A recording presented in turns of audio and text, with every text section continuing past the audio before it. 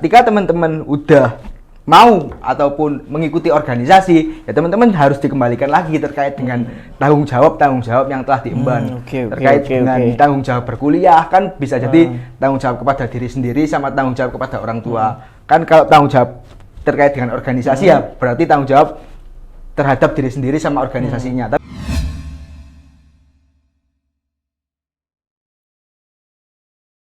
Selamat datang di podcast akuntansi ya. Ini edisi yang keberapa ya? Tapi ini edisi yang sangat menarik bagi saya karena sebelum-sebelumnya memang kita mengundang beberapa akademisi, Bapak Ibu dosen, mengundang praktisi. Nah, kali ini mengundang mahasiswa.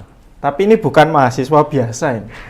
Kalau dulu ada istilah mahasiswa kupu-kupu. Nah, ini nggak kupu-kupu banget ya ini. Sangat tidak kupu-kupu ini. Tidak kuliah pulang. Nah, ini perkenalkan, ini ada Mas Dava. Nah, namanya Mas Nanda Dava Faros ya. Nah, Mas Dava ini mahasiswa prodi akuntansi angkatan 2019 ya. Dan yang bersangkutan ini sangat melalang buana ya di organisasi. Dan saya pribadi juga tidak asing dengan Mas Dava ini karena memang kami pernah bersinergi, kami pernah bekerja sama dalam hal apapun, salah satunya di dalam organisasi. Dan saat ini Mas Dava di BMFEB ya.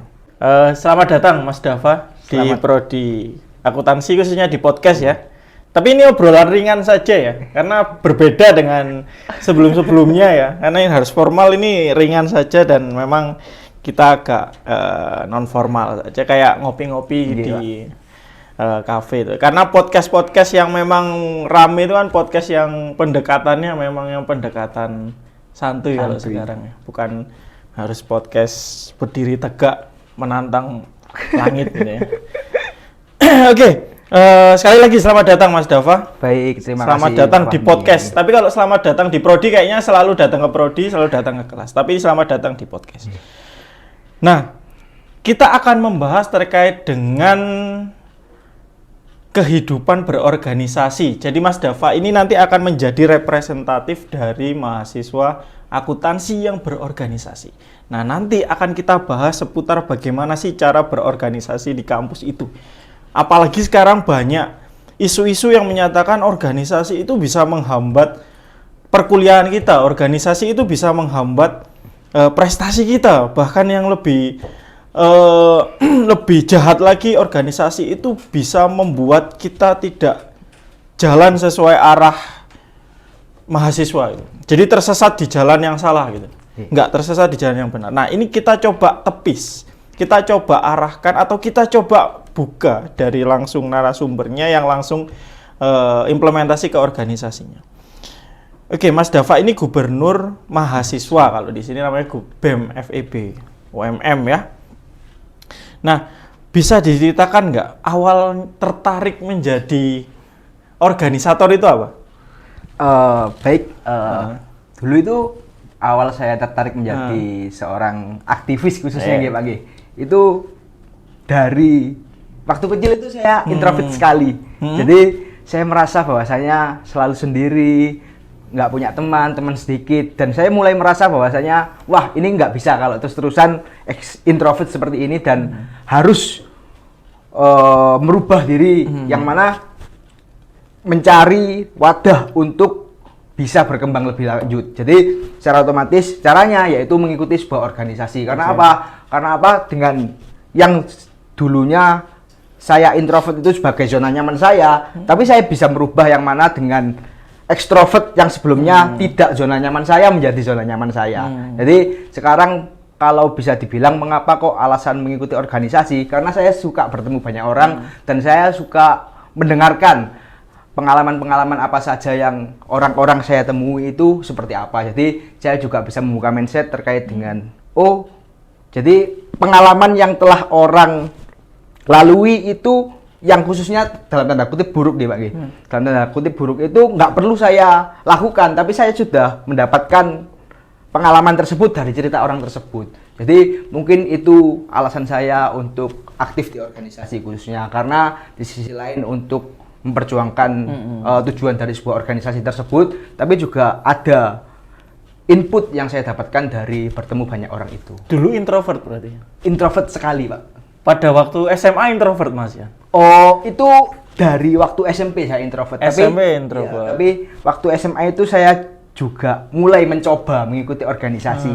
Yang mana dari kesiswaan saya waktu SMA itu meng-setting bahwasanya ekstrakurikuler OSIS MPK itu sama seperti perkuliahan, Pak. Jadi secara otomatis organisasi yang saya ikuti di waktu sebagai mahasiswa itu kurang lebih sama apa yang saya lakukan ketika saya masih SMA, seperti itu, Pak. Sekarang enak introvert apa ekstrovert? Kelihatannya enak ekstrovert. Enak ekstrovert. Karena kan sudah melalui dua dimensi itu, dua karakteristik itu, introvert dan berarti lebih menemukan kenyamanan di ekstrovert. Okay.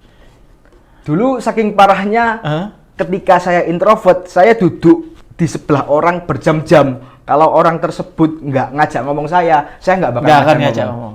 Oke. Karena banyak teman-teman itu yang sebenarnya kayak Mas Dava itu. Jadi sebenarnya mereka itu punya potensi atau penggalian potensi dia sebenarnya itu ekstrovert.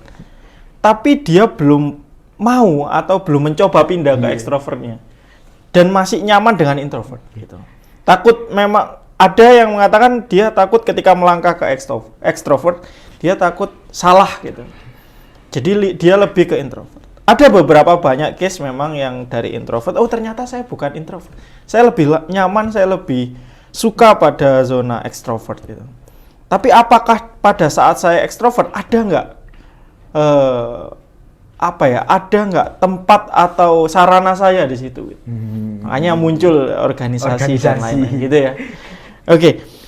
Sekarang ekspektasi Mas Dava terhadap lingkungan kampus, organisasi itu apakah sesuai dengan ekspektasi Mas Dava di awal?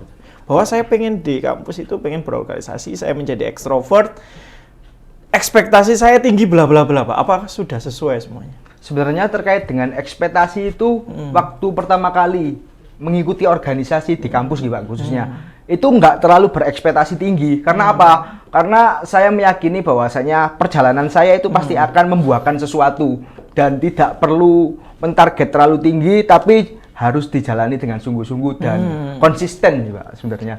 Makanya kalau dikatakan apakah udah didapatkan, ya saya juga lumayan mendapatkan hal ataupun pengalaman yang sangat banyak ketika menjalani organisasi selama menjadi mahasiswa. Oke. Nah, sekarang kita coba tambahkan satu momen yang memang agak ditakuti mahasiswa, karena mahasiswa itu tugasnya juga melakukan perkuliahan. Nah, bagaimana cara mengatur antara perkuliahan dengan berorganisasi? Kadang gini, kadangnya sangat mainstream dalam perkuliahan itu adalah benturan kepentingan atau benturan kegiatan perkuliahan bareng dengan kegiatan organisasi. Nah, bagaimana memilih itu? Bagaimana menentukan skala prioritas itu? Atau bagaimana menyikapi hal itu? Ada yang bicara, saya mau, ya udah Pak, saya memilih salah satu yang skala prioritas. Ya udah Pak, saya tidak memilih dua-duanya. Atau lebih saving lagi, ya udah Pak, saya memilih antara kalau bisa dua-duanya bebarengan. Mungkin akan saya spare waktu sedikit untuk organisasi, tapi saya juga ikut kuliah dalam waktu yang sama. Wah, itu kan pengelolaan waktu yang memang sangat kompleks gitu. Nah, itu menurut Mas Dava bagaimana? Kalau menurut saya terkait dengan manajemen waktu sih memang harus ada skala prioritas, Pak. Yang mana ketika dari mungkin teman-teman yang ada di luar Jawa, ada di luar kota Malang khususnya, tujuan utama dari pergi keluar kota itu kan berkuliah.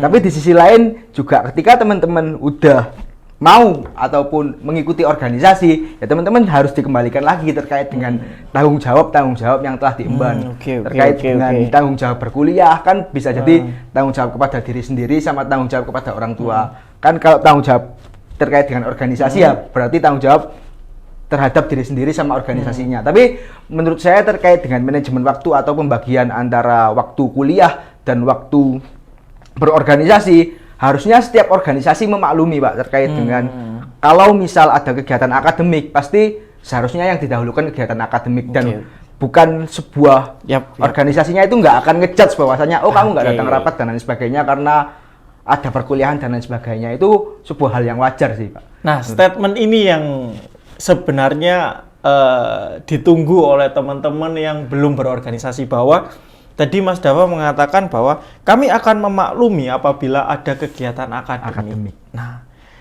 kadang banyak isu atau banyak stigma yang di luar sana mengatakan bahwa waduh, nanti kalau organisasi, wah saya nggak bisa ikut kuliah, saya sering bolos kuliah, kan begitu ya? Banyak ya mahasiswa kayak gitu. Nanti bagaimana dengan kelulusan saya, bagaimana?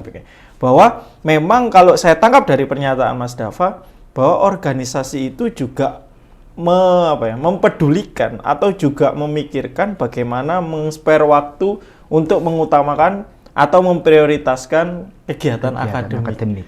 Jadi bagaimana, berarti bukan saling menutupi, bukan saling menyaingi waktu itu, tapi saling beriringan ya? Saling beriringan. Oke, sekarang kita kembali lagi ke sisi dimensi organisasi. Nah, Mas Dava ini kan sebelumnya di HMJ Akuntansi. Perjalanan organisasinya kan di HMJ. Di HMJ, lalu sekarang naik ke gubernur mahasiswa. Nah, kan banyak nih konflik-konflik yang berdatangan, konflik-konflik yang akan muncul karena di organisasi pasti ada konflik ya. Nggak mungkin berorganisasi tidak ada konflik, nggak mungkin. Saya rasa jarang sekali. Karena organisasi itu kan kita berpikir dalam ramai. Maka ketika banyak pikiran-pikiran ramai itu, pikiran itu tidak akan jadi satu arah, maka banyak arah. Kalau ada arah absolutas mungkin ya atau tidak gitu ya. Tapi ini banyak arah, jadi tidak hanya ya atau tidak, bisa jadi diragukan dan lain. Nah, ini bagaimana terkait dengan manajemen konflik atau menyelesaikan konflik ini bagaimana dalam berorganisasi? Kita tadi bicara konflik antara konflik antara perkuliahan dengan organisasi. Sekarang apabila konflik di internal organisasinya bagaimana menyelesaikannya? Kalau konflik dalam internal nih Pak G. Kalau konflik dalam internal sendiri saya rasa aneh kalau misal di sebuah organisasi itu tidak terjadi konflik. Karena apa? Karena konflik itu akan menghidupkan organisasi tersebut. Jadi terkait dengan konflik tersebut ya secara otomatis ketika saya menjadi ketua ya bagaimana saya menyikapi terkait dengan permasalahan atau konflik tersebut. Karena apa? Karena menurut saya harus dilihat dari berbagai macam sudut pandang. Yang mana stabilitas organisasi itu kan bukan hanya dari ketuanya saja, tapi orang-orang yang ada di dalamnya. Mungkin seperti itu Pak terkait dengan manajemen konflik. Karena kan memang banyak ya menyatukan beberapa pikiran ya. Dan karakteristik atau bahkan background masing-masing ya. Katakanlah kalau kita bicara sangat luas ya, misalnya background di suatu tempat atau backgroundnya keras misalnya dengan background yang lembut ya. Jadikan satu kan akhirnya sebenarnya katakanlah gini ya, ada beberapa daerah yang kita mengatakan setiap harinya itu dengan nada keras ya. Kayak Mas Dava ini kan kalau bicara menggebu-gebu ya. Dibanding versus dari teman mahasiswa yang memang menganggap bahwa nada keras itu sesuatu yang kok bentak gitu kan. Nah, itu kan sebenarnya itu hal kecil, salah satu hal kecil yang kita harus treatment sedemikian rupa agar tidak terjadi kesalahpahaman ya gitu ya. Nah, itu yang memang tugas seorang leader ya gitu ya. Tapi menurut saya saya merasakan perbedaan organisasi di SMA dan di kuliah itu yang paling mencolok itu memang kultur Pak. Karena konflik organisasi yang waktu ada di SMA mungkin konflik terkait dengan miskom dan lain sebagainya itu kan sebuah hal yang wajar dan lumrah. Tapi kalau konflik di organisasi waktu di dunia perkuliahan itu lebih kompleks dan bervariasi Pak. Seiring dengan pendewasaan kita, terus cara berpikir kita yang semakin kritis itu memang berbeda. Kalau SMA memang kalau kita bicara dari budaya kan sama-sama satu daerah gitu ya. Jarang ada daerah lain yang berkuliah gitu ya. Tapi ketika kita berada di lingkungan perkuliahan maka banyak culture yang masuk sehingga akan menambah juga apa ya, menambah tantangan kita dalam bagaimana menyatukan atau bukan menyatukan ya, mensinergikan pikiran-pikiran itu. Oke, tadi sudah disinggung leadership ya. Sudah tak kalau leadership, bagaimana arti leadership bagi Mas Dava? Kalau menurut saya terkait dengan leadership, kalau dari saya secara pribadi menerapkan konsep leadership itu, leader itu harus bijaksana, Pak. Karena seorang leader yang baik itu nggak cukup.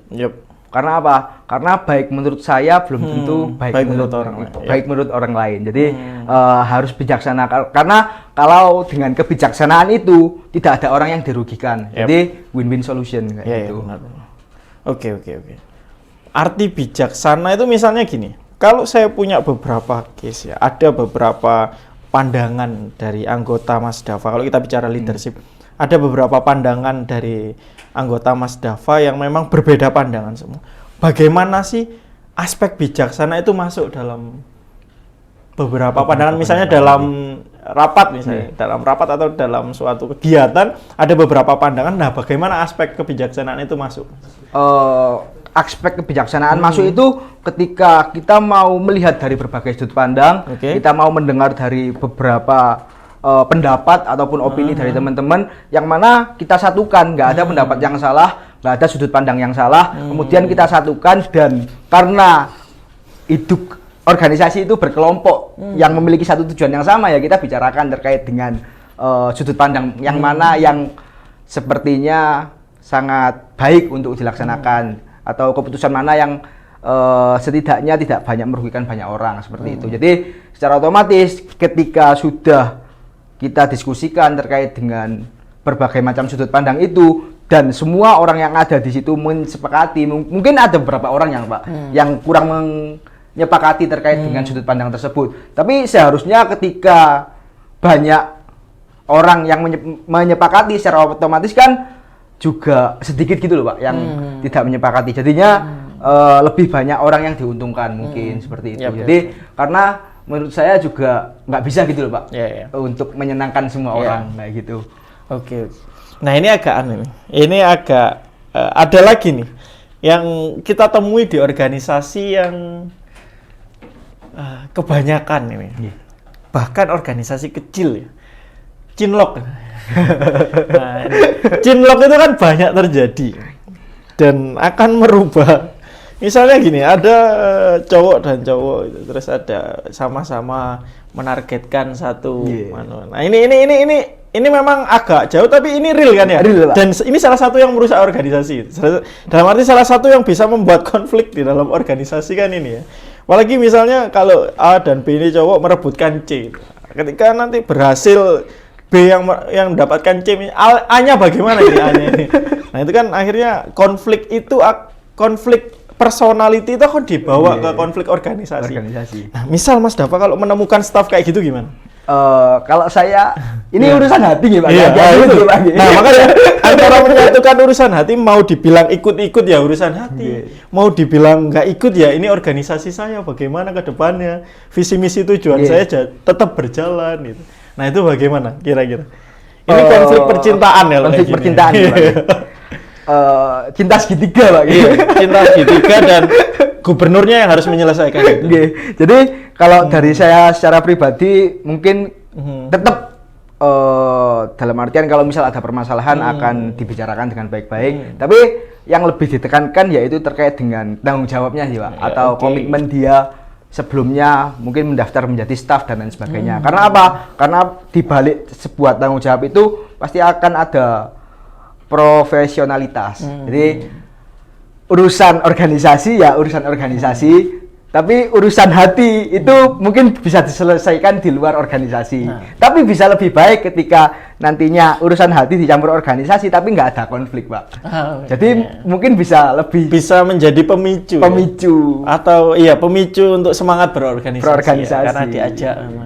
Tapi ini masalahnya ada di segitiga gitu ya, sulit. Nah, itu bagaimana? Karena banyak sekali nih. Bahkan di KKN pun ya, di organisasi yang sifatnya cuma semi permanen ya, cuma 30 hari pun banyak konflik ya. Apalagi organisasi formal yang sudah di bawah naungan universitas itu kan banyak. Dan memang dulu saya juga berorganisasi juga salah satu momoknya kan itu ya. Oh itu, jadi apa itu masih di segitiga atau misalnya lagi marahan satunya nggak akan datang ke organisasi itu, nah itu kan bisa. Itu kan tidak dipungkiri itu akan terjadi. Gitu. Oke, itu bicara percintaan misalnya. Kalau konflik-konflik lain yang banyak apa? Kebanyakan konflik-konflik di organisasi yang banyak terjadi. Miskomunikasi, Pak. Miskomunikasi, oke. Bagaimana contohnya? Soalnya sering terjadi itu di sebuah kegiatan yang mana mereka itu kan kita kan bekerja secara tim gitu, punya pendapat dan diputusi sendiri, dilaksanakan sendiri, sehingga teman-temannya yang lain yang seharusnya ikut berpartisipasi dalam kegiatan tersebut atau mengurus terkait dengan acara tersebut itu nggak dapat konfirmasi. Jadi yang sering terjadi itu miskomunikasi. Jadi teman-temannya tiba-tiba nggak tahu udah jalan gitu program kerjanya atau keputusannya gitu. Oke. Nah, sekarang suka duka berorganisasi apa? Sukanya apa? Sukanya di organisasi nggak Bang? Yeah. Kerasa nggak kerasa itu pasti akan ada suatu hal yang didapatkan Pak dalam mengikuti organisasi. Baik mungkin public speaking, leadership, tanggung jawab, komitmen, manajemen konflik, manajemen waktu, dan lain sebagainya. Itu kita melaluinya itu capek, lelah, kadang bosen, kenapa harus rapat terus dan lain sebagainya. Tapi ketika nantinya mungkin di akhir periode teman-teman udah nggak menjabat, teman-teman udah nggak jadi bagian dari organisasi tersebut, itu akan merasakan kerinduan gitu Pak. Itu yang mungkin dari teman-teman kurang sadari atau masih belum berpikir sampai waktu nanti akhir periode ketika kita dulunya sering bertemu karena adanya rapat, adanya suatu tujuan yang sama, kemudian kita udah selesai, periode kita udah selesai, kita fokus ke akademik kita, itu nanti akan sebuah hal-hal atau momen-momen yang dirindukan dalam berorganisasi. Saya mengambil satu kata tadi, soft skill ya, cara berkomunikasi, cara berbicara di umum. Nah itu memang itu yang sangat saya juga pribadi merasakan itu. Gitu. Dulu saya SMP itu kalau bicara depan umum atau depan teman-teman itu kayak tremor. Gitu ya. Keringetan gitu. Iya keringetan, tremor, terus kayak susah nafas gitu. Tapi setelah berorganisasi itu kita diasah skillnya untuk berani berbicara. Gampangnya kalau ada rapat kita mengungkapkan pendapat. Itu pertama biasanya kalau teman-teman baru berorganisasi atau soft skill-nya agak belum terasa itu kan mengungkapkan pendapat pun udah nerdek gitu. Nerdek. Iya kan? Iya, yang nggak terbiasa. Kemeringat gitu ya. Bahasa Jawanya kemeringat gitu. Atau deg-degan habis itu kan. Ngomong terbata-bata. Terbata-bata. Nah, itu saya sudah merasakan itu ketika sudah berorganisasi ya, sudah khususnya perkuliahan juga dulu di asisten lab juga itu. Akhirnya merasa bahwa oh ternyata begini. Ternyata saya bisa mengendalikan diri saya gitu. Nah, itu salah satu manfaat organisasi kalau pribadi saya yang saya terima. Itu manfaat kecil tapi berasanya besar. Karena saya juga background-nya misalnya jadi pengajar ya kan. Nah, kalau tetap masih seperti itu ngomongnya misalnya ndredeg gitu ya di depan mahasiswanya, wah, bisa jadi saya dikerjain mahasiswa. Pak kok keringetan gitu kayak gitu. Wah, tambah saya keringetan. Nah, itu salah satunya. Jadi teman-teman semuanya ya itulah. Kita bisa merasakan itu, bahkan saya juga bisa merasakan dan saya bawa ke dosen, saya bawa ke profesi dosen. Gitu. Oke, Mas Dava, ini sangat menarik sebenarnya kalau kita bicara organisasi. Mungkin sebagai akhir pembahasan ya, kira-kira apa ya yang mau Mas Dava nyatakan ke teman-teman yang mau berorganisasi, khususnya nanti penonton atau teman-teman calon mahasiswa baru ya, baik di kampus manapun, tapi khususnya juga di UMM juga ya, bahwa memang ini gini. Oh ya, sebelum itu ya, karena saya ambil isunya, karena banyak teman-teman maba sekarang karena COVID itu malas berorganisasi kan ya. Jadi misalnya katakanlah saya juga membina misalnya HMJ itu, banyak sekali mahasiswa yang kita sodori untuk ajak untuk berorganisasi itu susah gitu.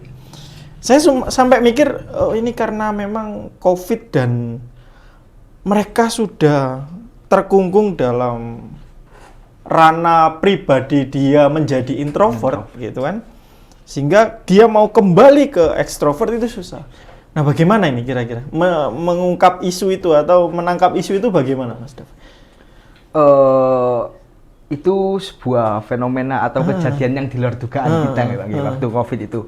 Jadi ya mungkin dari mahasiswa-mahasiswa baru itu lumayan terkena dampaknya terkait dengan partisipasi dalam mengikuti organisasi. Mungkin kalau pendapat saya mengenai hal itu ya dikembalikan lagi ke diri teman-teman mahasiswa baru khususnya yang mana tujuan untuk berkuliah itu seperti apa, kemudian apakah teman-teman hanya menjadi seorang mahasiswa yang bangun pagi mengikuti kelas kemudian pulang tidur lagi kalau nggak ada tugas bingung mau ngapain dan lain sebagainya.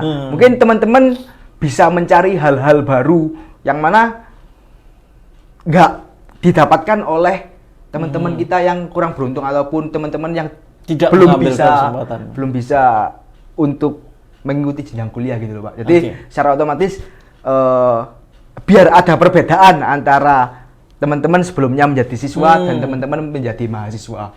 Mungkin kalau dari saya seperti itu sih Pak. Itu tugas baru sebagai pengurus organisasi ya, bagaimana mengembalikan hasrat berorganisasi anak-anak sekarang gitu, teman-teman sekarang gitu. Karena hasratnya memang sangat turun. Kita ajak organisasi, waduh nggak mau. Mending Pak saya di kamar saya ngegame atau saya medsosan gitu daripada berorganisasi. Nah, ini kan sesuatu yang memang karena memang dengan adanya internet itu semakin kalau kita cuma menangkapnya ya semakin mengintrovertkan orang gitu. Iya. Tapi dengan rasa ekstrovert. Tapi di dunia maya gitu. Ekstrovertnya dunia maya. Bahkan kita bikin status saja sebenarnya itu dalam ranah saya mau menunjukkan eksistensi saya. Itu kan salah satu karakteristik ekstrovert. Tapi dalam fisiknya kita introvert. Nah, gitu. Nah, itu memang tugas Mas Dava sebagai organisator ya. Oke.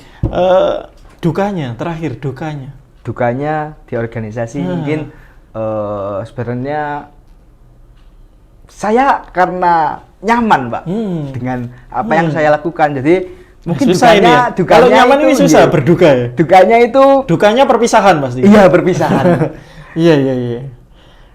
Dukanya pasti perpisahan ya kalau sudah nyaman ya. Okay. Tapi kan nggak bisa dipungkiri bahwasanya akan ada titik di mana mulai capek, lelah, lemah. Tapi kan itu kan fungsi dari teman-teman anggota yang lain yang mana meskipun saya sebagai ketua, saya juga manusia juga bisa melakukan kesalahan dan lain sebagainya. Tapi ya ketika nantinya ada teman saya yang dirasa juga mulai capek untuk mengikuti organisasi, capek untuk mengikuti prosesnya, ya gimana orang-orang yang ada di sekitarnya untuk mensupport teman-teman yang kurang aktif itu untuk kembali ikut berpartisipasi. Yang mana itu pun juga berlaku kepada saya ketika nantinya saya mulai agak capek dan lain sebagainya. Itu juga tugas teman-teman, jadi tugas bersama, bukan hanya tugas seorang leader, karena tujuan dari organisasi pemimpin juga nggak akan bisa menjalankan organisasi tersebut tanpa ada anggota-anggotanya, dan anggotanya nggak akan bisa menjalankan organisasi tersebut tanpa adanya pemimpin. Oke, good. Oke, saya rasa itu ya teman-teman sekalian. Saya akhirnya menemukan satu kata ya. Kalau organisasi itu sukanya banyak tapi dukanya satu. Dukanya adalah perpisahan. Nah, ya, kalau itu benar-benar mereka yang punya hasrat berorganisasi dan mereka mau ikhlas berorganisasi, maka dukanya cuma satu, yaitu perpisahan. Udah itu aja. Ya, kalau misalnya nggak punya hasrat atau tidak ikhlas atau apalagi dorongannya cuma dorongan administratif aja berorganisasi atau cuma dorongan ala kadarnya, maka duka itu semakin banyak. Ya, malah duka perpisahan itu bukan menjadi duka ya, tapi suka. Ayo ndang-ndang berpisah gitu ya. Selesai tugasnya. Oke, saya rasa itu. Terima kasih teman-teman podcast Prodi Akuntansi yang menonton. Semoga ini menjadi penepis isu ya. Khususnya isu pada organisasi itu akan merubah IPK kita, organisasi itu akan mengganggu akademik kita. Ternyata tidak. Ya, karena sudah dibuktikan, sudah diceritakan kembali oleh Mas Dava bahwa berorganisasi itu enggak. Dan beliau ini juga lulus akan tepat waktu, hampir 3,5 tahun. Dan menempati posisi yang tinggi gitu, gubernur mahasiswa. Jadi tidak ada tidak ada sesuatu yang menjadi pembatas. Wah, nanti semakin jadi gubernur atau semakin tinggi, semakin sibuk gitu. Nanti akan menunggu staff-staffnya dulu dan lain enggak. Jadi semua mau staff, mau kepala bidang atau sampai jabatan tertinggi pun masih bisa lulus 3,5 dan tidak ada masalah dan berhasil. Gitu. Nah itu membuka wawasan teman-teman, membuka pemikiran, stigma bahwa memang berorganisasi tidak akan bisa menghalangi seseorang itu untuk lulus tepat waktu. Oke, terima kasih Mas Dava. Terima kasih. Sampai bertemu kembali. Mungkin kita akan ketemu lagi di lain waktu, tapi mungkin di apa ya? Di organisasi lain ya, atau misalnya organisasi lebih tinggi mungkin bisa ya. Kita tunggu saja. Oke, terima kasih. Saya akhiri. Selamat pagi. Assalamualaikum warahmatullahi wabarakatuh.